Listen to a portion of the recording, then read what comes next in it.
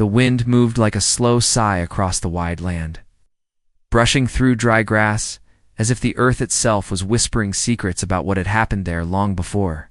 Travelers rarely passed through those lonely plains, and anyone who did could feel something ancient resting inside the soil, like memories that refused to die.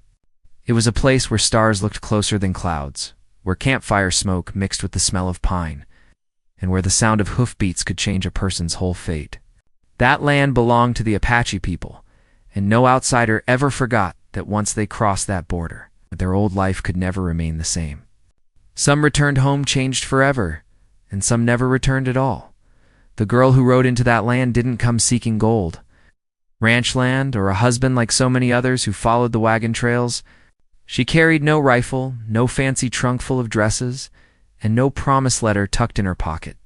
All she had was a worn shawl, a small bag tied with rope, and a quiet hidden past she refused to speak about.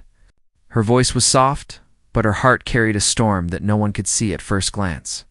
She guided the tired horse with calm hands, though she was not sure if she was guiding it because she knew where she wanted to go, or because turning back hurt more than riding forward. She had been told that somewhere beyond the ridge, the river curved like a silver snake, and a small trading post stood near the cottonwood trees.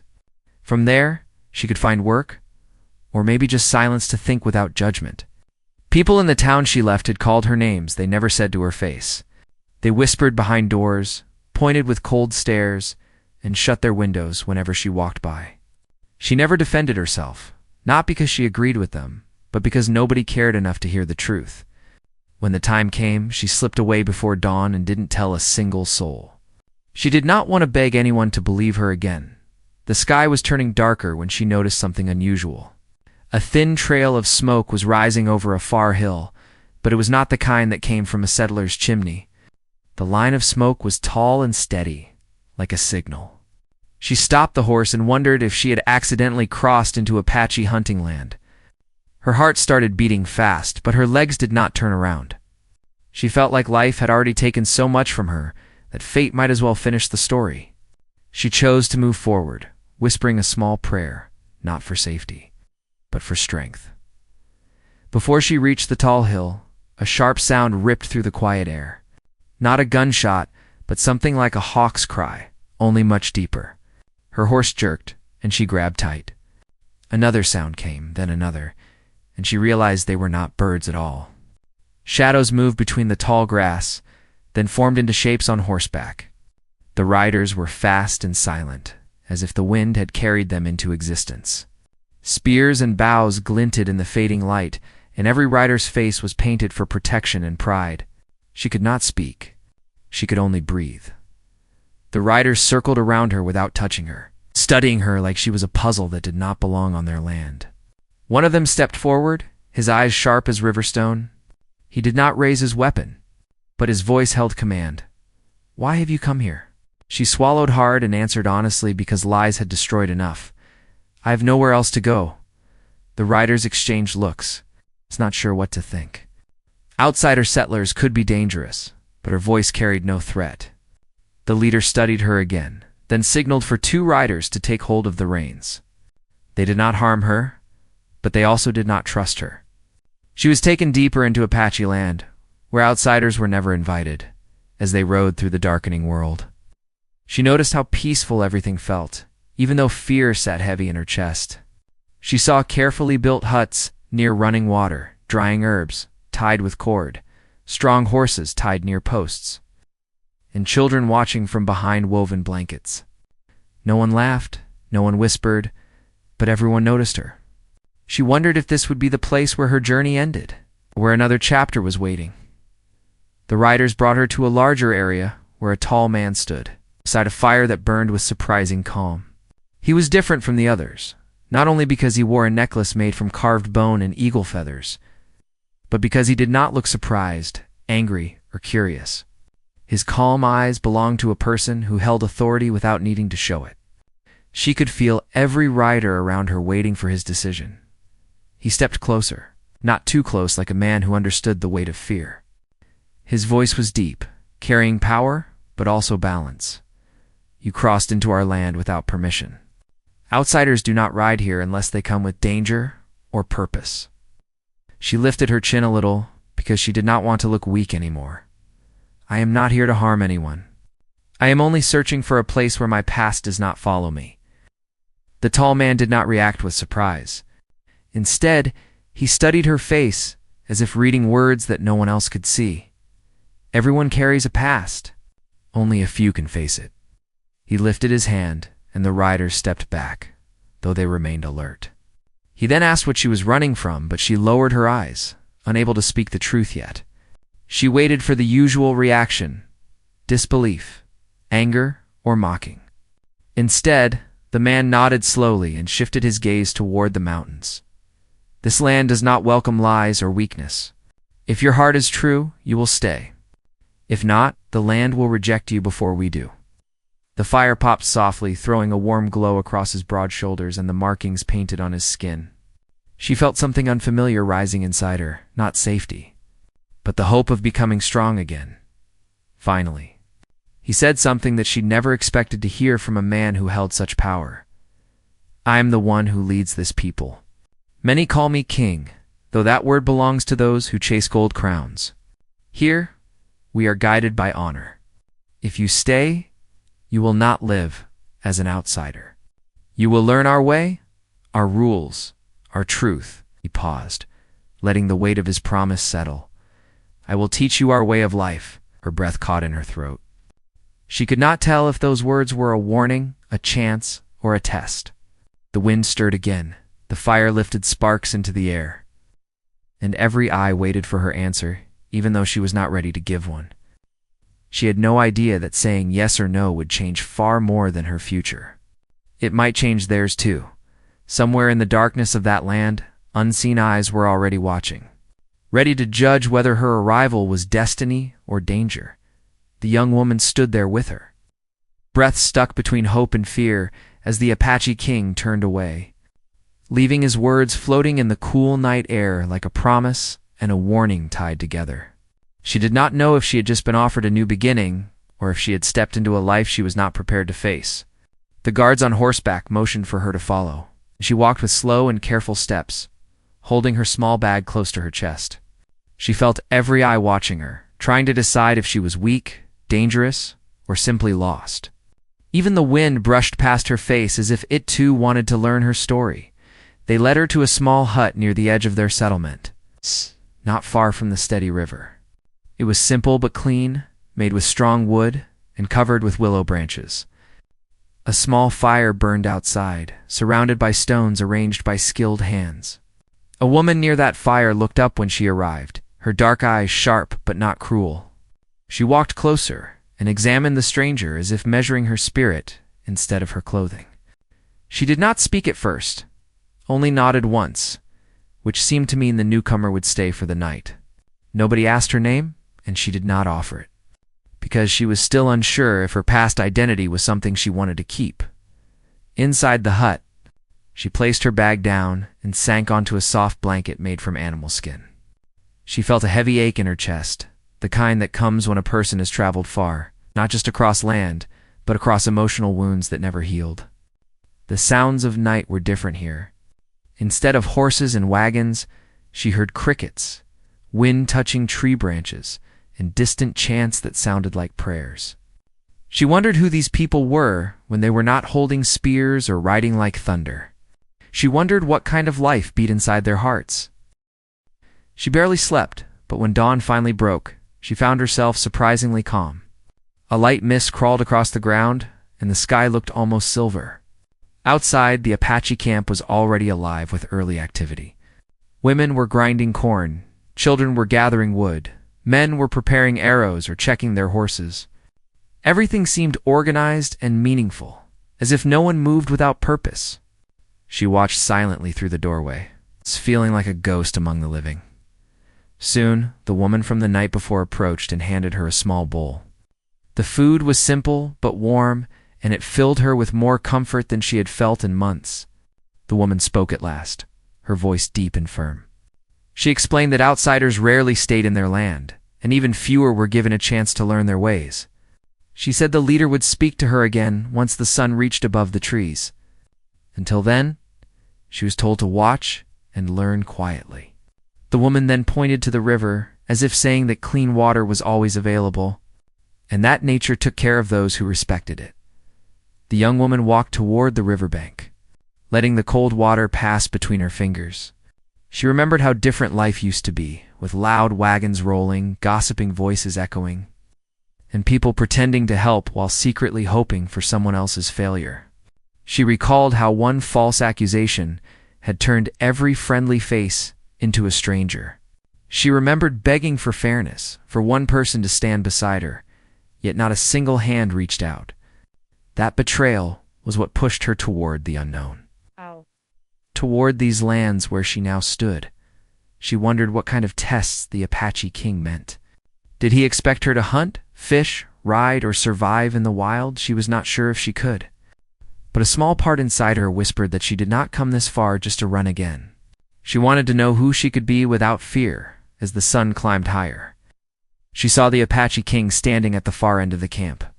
He looked like a man carved from strength and patience, someone shaped by experience rather than power alone.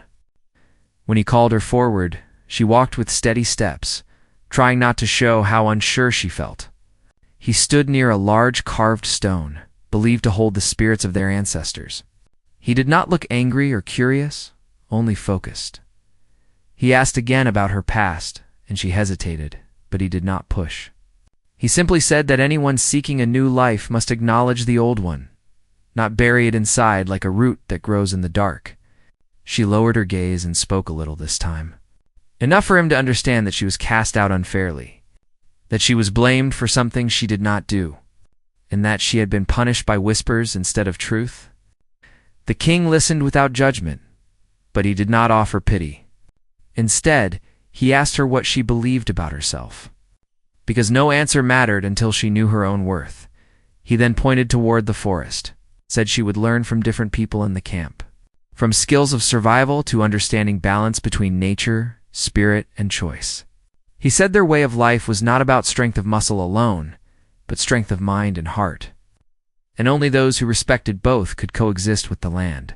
She felt the weight of his words settle on her, like a gentle challenge.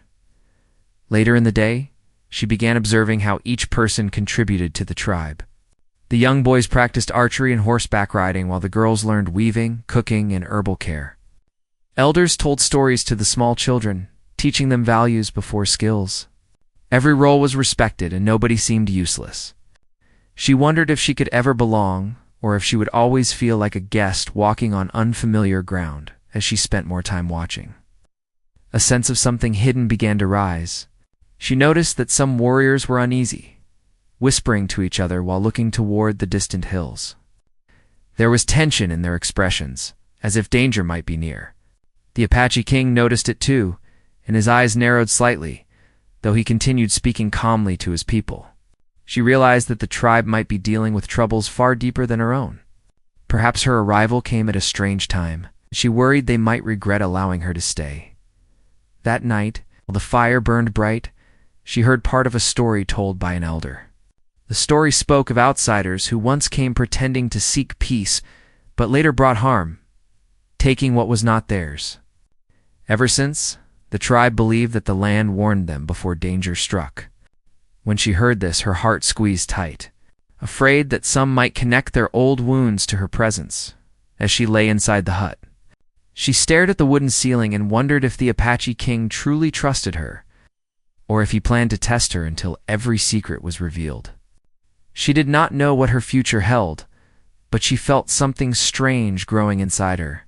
It was not fear anymore. It was the beginning of purpose. Like the first spark before a fire forms, the camp slowly fell quiet, but she sensed the night carried more than silence. Somewhere in the distance, she heard the eerie call of an owl, and the warriors on guard tightened their grips on their weapons, eyes fixed on the darkness beyond the trees. No one said it aloud, but she could feel the truth forming like a cold shadow. Something was coming, and it might change everything before she ever learned what being part of their world truly meant. The night carried an uneasy stillness, the kind that pressed against the skin and whispered warnings without making a sound. The young woman lay awake on the woven blanket, her eyes open in the faint glow from the fading fire outside. She could feel the tension in the camp, even though no one spoke about it directly. Every warrior who passed near her hut had the same look in his eyes, sharp and alert, like someone waiting for a sign. She felt it too, even though she did not yet understand what danger threatened their land. She only knew that her arrival had not happened during a peaceful time, and part of her feared that something out there in the dark might already be moving closer. Before dawn broke, she stepped outside and found the same woman from the night she first arrived, tending to the fire. The woman nodded toward the forest and motioned for her to follow. They walked silently through the tall grass until they reached a small clearing where morning light rested on the cool earth. The woman placed several herbs into her hands and explained what each one healed. It was the first task she received, learning which plants brought strength and which ones soothed wounds. As she listened, she couldn't shake the feeling that the lessons were not simply about survival, but about preparing for something heavier, something unseen. When they returned to the main camp, the Apache king stood near the river, speaking quietly with two warriors while pointing toward the horizon. The warriors looked troubled, and when they saw her, they paused their discussion. She wondered if she had interrupted something important, but the king waved her closer with a calm expression. He asked her what she had learned so far, and she repeated the herbal knowledge with honest effort. He listened carefully, then told her that the tribe valued anyone who could heal just as much as those who could fight. It surprised her, because the world she had come from treated strength as a loud thing, something shown with fists or commands. Here, strength seemed to come from understanding and balance. Yet even as he spoke, the king kept glancing toward the open plains, as if expecting movement on the horizon. When she asked quietly if danger was near, he did not deny it. He said there had been signs along the border of their territory, tracks that did not belong to their people, broken branches near the riverbanks, and traces of campfires left behind by strangers. The tribe believed these were messages from the land itself, warning them that someone was approaching. Whether those people wished harm or simply passed through was still unclear, but they prepared for the worst. She felt a cold fear settle inside her. She had already escaped one life filled with suspicion, and now she had stepped into a land where danger waited behind every distant shadow. Later that day, she'd learn more about the tribe's customs. The elders told her stories about their ancestors, about how the Apache way of life protected them through generations of storms, battles, and shifting seasons. They believed that every person carried a spirit given to them for purpose, and that if someone lost their path, the land helped guide them back. She listened with curiosity, because her own past felt like a broken trail. She wondered if this place might help her find something she thought she lost. As the sun moved across the sky, she helped the women grind corn and prepare meals. Children approached her shyly, handing her small sticks or feathers, testing whether she would smile or turn away. She gently accepted each gift, and slowly the children grew less afraid. But there were still others who watched her with suspicious eyes, especially the young men who had seen the tribe wronged by outsiders before. Their distrust created another kind of conflict, quieter but heavier, and she felt it every time they passed her without speaking. By afternoon, the Apache king gathered several warriors and prepared their horses. The young woman watched from a distance, wondering if he was riding out to meet the unseen threat. Just before he mounted, he approached her and told her to stay within the camp's heart until he returned. He said the land was restless, and no outsider should wander too far. She nodded, though she wanted to ask more questions. She felt that the king carried more worry than he allowed anyone else to see when he and his warriors rode away. The ground trembled slightly under the rhythm of their horses. The camp seemed to hold its breath in their absence. She tried to busy herself with tasks, but her mind kept imagining what might be waiting beyond the hills. She pictured strangers hiding behind rocks, planning something against the tribe. She pictured settlers with rifles, miners searching for gold, or people like those who betrayed her in the town she fled. The fear that she could bring trouble to the tribe tightened inside her until she felt sick. As evening approached, she decided to help gather water from the river. 2 other women accompanied her, speaking in soft voices. She tried to understand their language as best she could, and they seemed surprised when she repeated a few words correctly. One of them smiled, a small sign of acceptance that touched her more deeply than she expected. On their way back, however, one of the younger warriors approached them. He told the women to return to the camp and turned to the newcomer with stern eyes. He said she should not be near the river alone, not now, not when the land was stirring with trouble. Though his words were meant to protect the tribe, she felt the sting of blame hidden inside them. That night the king and the warriors still had not returned. Fires burned low, as the tribe prepared for the long wait. Elders gathered the children closer, and some families moved their blankets nearer to the center of the camp. She sat outside her hut, watching the flames dance in the wind, trying to push away thoughts of what might go wrong. She wondered if the king had found anything. She wondered if the mysterious tracks belonged to someone who knew her, someone who might have followed her out of spite. The idea of her past reaching into this new world terrified her more than the thought of armed strangers. As the night deepened, she saw movement near the border of the camp. Several figures emerged from the trees carrying something heavy on their shoulders. For a moment, panic struck her until she realized they were hunters returning with the day's findings. The tension eased slightly, but the worry remained. Even the hunters whispered about hearing unusual rustling in the deeper forest, the kind that did not belong to animals. She walked toward the fire again, needing warmth, but also hoping to overhear anything that might explain the growing fear surrounding the tribe. She sat quietly near the elders while they spoke about the dreams some of them had seen recently. Dreams of broken branches, of footsteps that vanished before sunrise, of animals fleeing without cause. They believed dreams were warnings, not just visions. And she felt the weight of their words sink deep inside her chest. She realized then that the conflict unfolding around her was larger than anything she had known before. It was not just about her past or her place in the tribe. It was about the land, the people, and the spirits they trusted. Whatever danger approached had roots deeper than simple fear, and she was now part of that struggle, whether she understood it fully or not.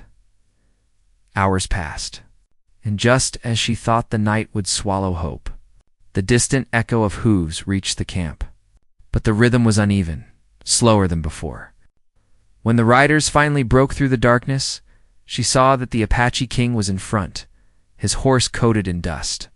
The warriors behind him were silent, carrying a look on their faces that sent a chill through the entire camp.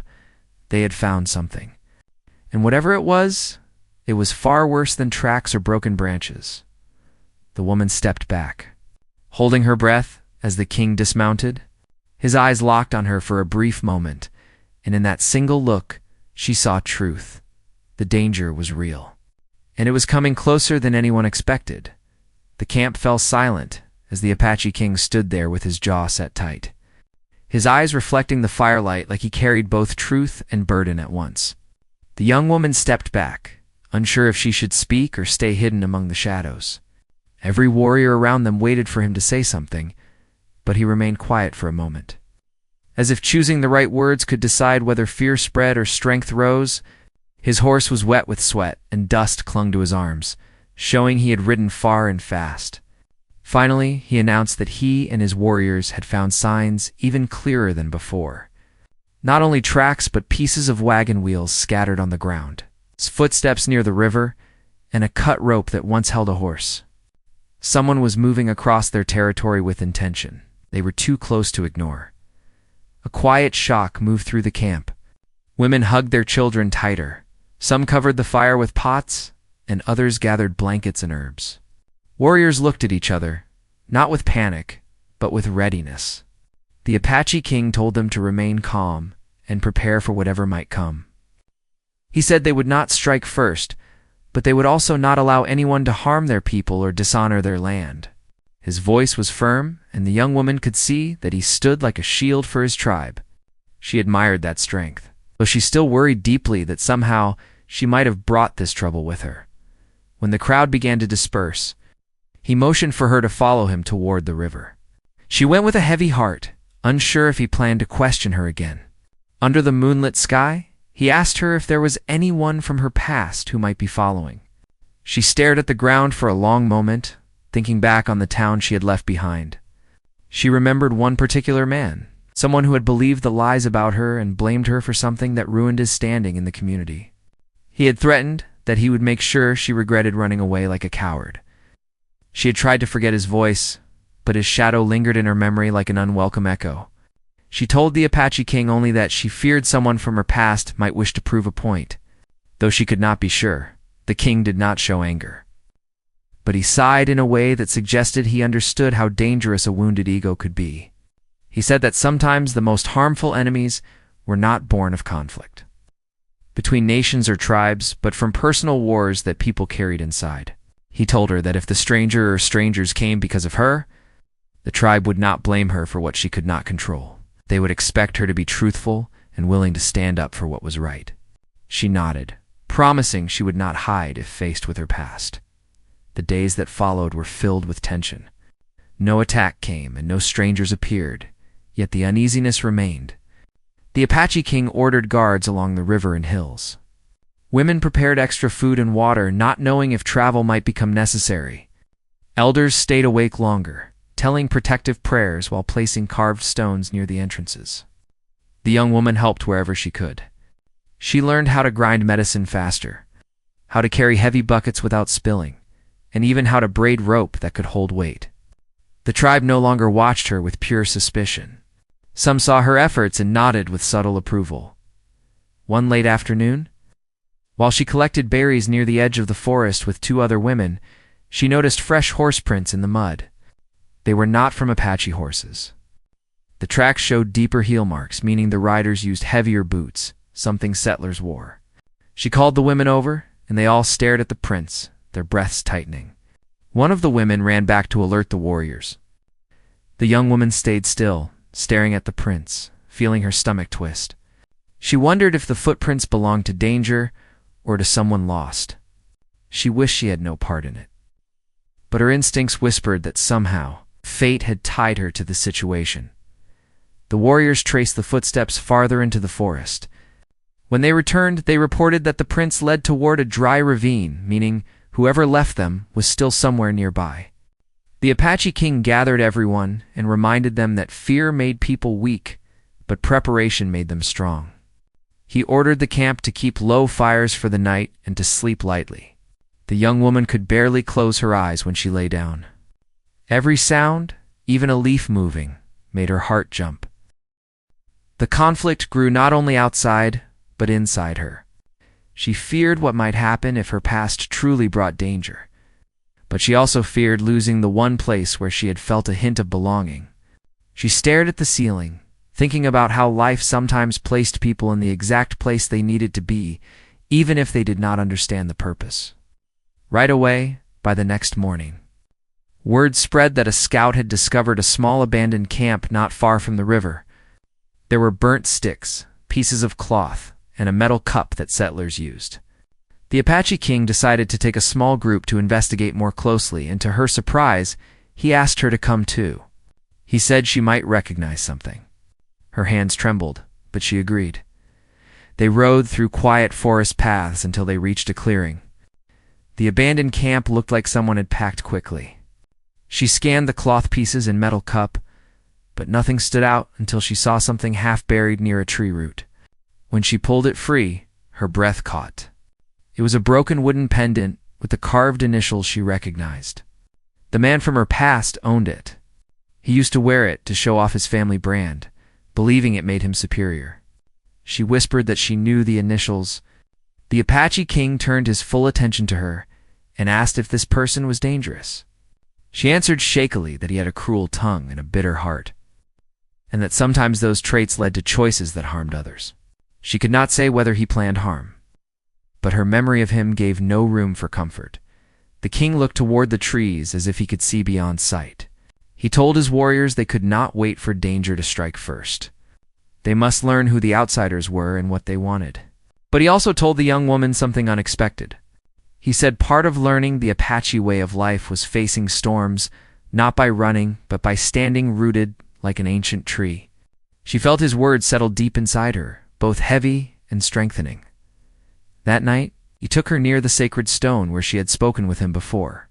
He told her that if the outsiders had followed her, that maybe her arrival was not an accident, but a path meant to reveal strength she did not know she held.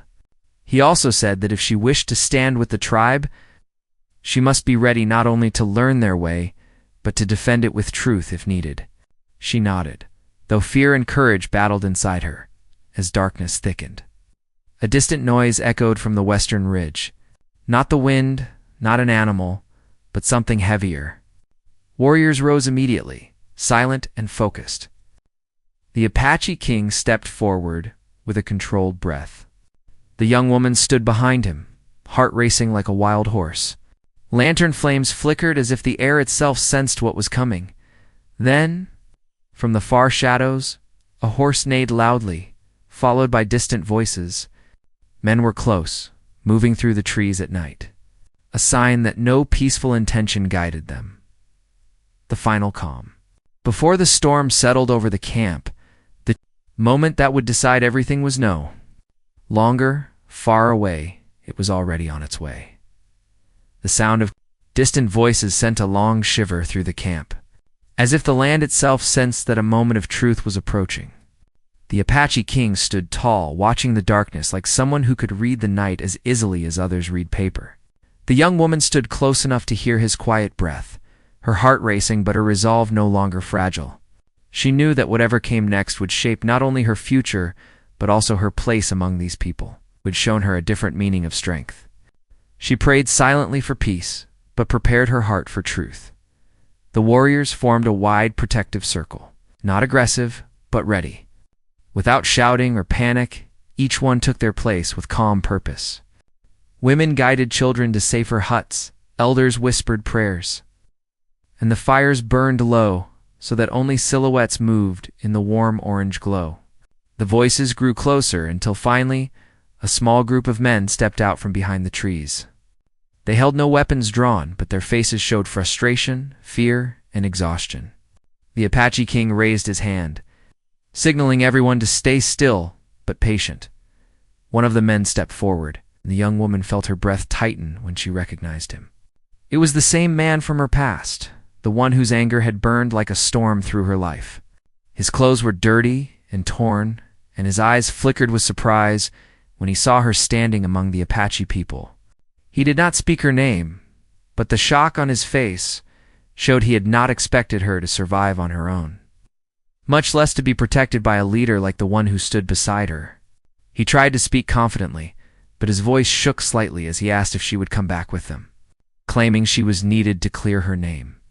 For a moment, she felt the old hurt press against her chest, but she did not step back.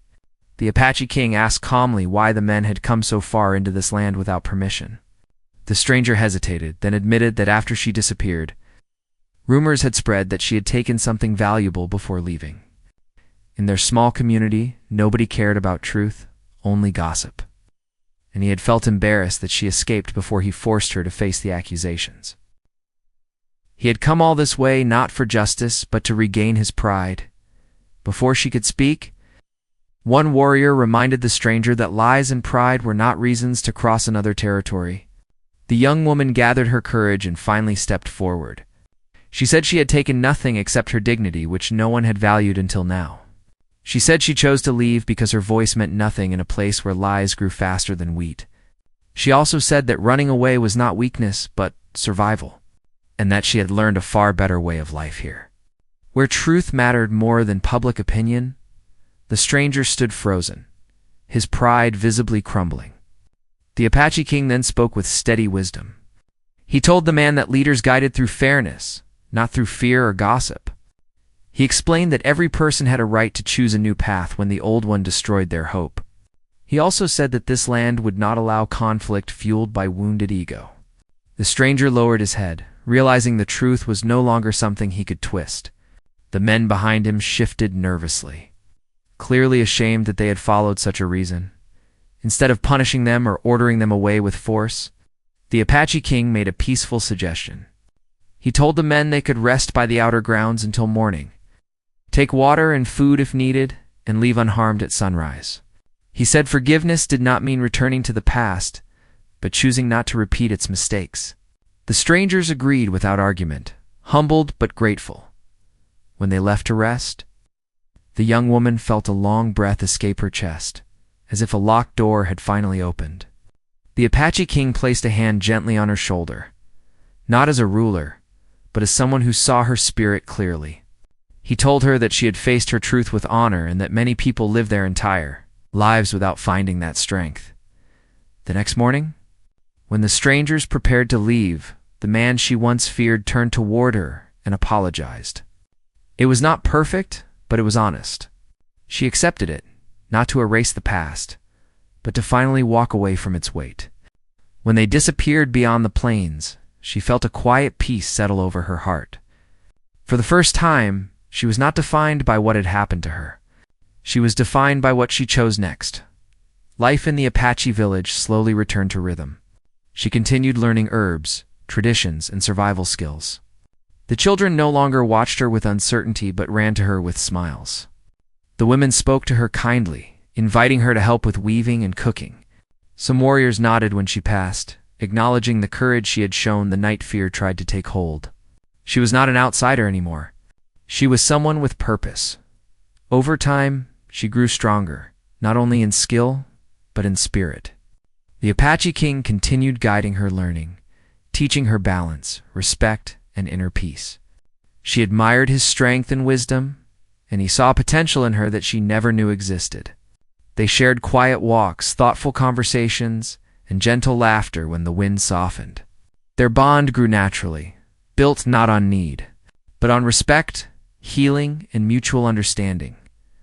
One peaceful evening, as the sun dipped behind the mountains and painted the sky with soft gold, he spoke to her again near the sacred stone. He said she had walked the path of fear, pain, and searching, but now she stood at the beginning of a new chapter. He told her that every person who enters a tribe brings either a blessing or a lesson, and she had brought both in the best way. She thanked him for believing in her when no one else had cared to listen. He smiled softly and repeated the first promise he ever gave her. But now it carried a different meaning. He said that their way of life was not only something to learn, but something to live with heart, patience, and dignity. He invited her to stay forever if she wished, not because she could not survive elsewhere, but because she had become part of their story. As stars appeared, she looked at the land around her, feeling safe, accepted, and truly alive. She knew her journey had been painful, but without that struggle, she would have never found a place where truth mattered more than rumors, where strength came from respect, and where belonging meant sharing purpose. She chose to stay not because she had nowhere else to go, but because she had finally found where she truly belonged. As stars appeared, she looked at the land around her, feeling safe, accepted, and truly alive. She knew her journey had been painful, but without that struggle, she would have never found a place where truth mattered more than rumors, where strength came from respect, and where belonging meant sharing purpose. She chose to stay, not because she had nowhere else to go, but because she had finally found where she truly belonged. And from that day on, her new life began, filled with peace, hope, and the promise of a future shaped not by fear, but by honor and love for the Apache way of life.